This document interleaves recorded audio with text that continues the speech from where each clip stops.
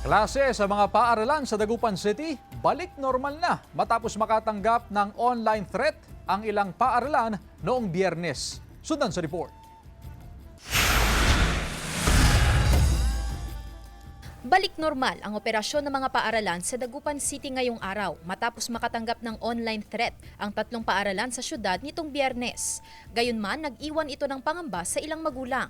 Kabado, siyempre may mga bata. Kaya nga ako nagbabantay ako, ma'am. Pagpasok siya sa umaga, hindi ako umuwi. Panatag naman daw sila sa pinaigting na police visibility sa loob at labas ng paaralan.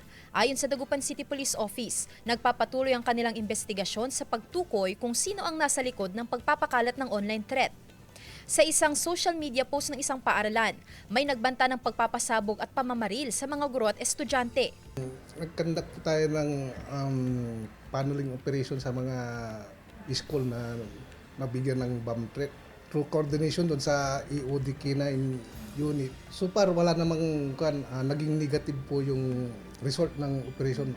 Kaninang madaling araw, nagsagawa ng K9 paneling ang Dagupan Police at sinuyod ang palibot ng ilang school campus upang matiyak na walang naipuslit ng mga kontrabando. Mini-maintain pa rin natin yung security natin, especially sa schools. Lalong-lalo na ngayon, may mga nag-treat sa school. Minamaximize po natin yung mga deployment natin sa police visibility po. Pagtitiyak ng Schools Division Office sa mga magulang, Huwag pong i-share ng maramihan yung mga post na yun, lalo na magkukos lang po siya ng panics. We will also not take lightly this online threats. Sandy Salvacio, One North, Central Luzon.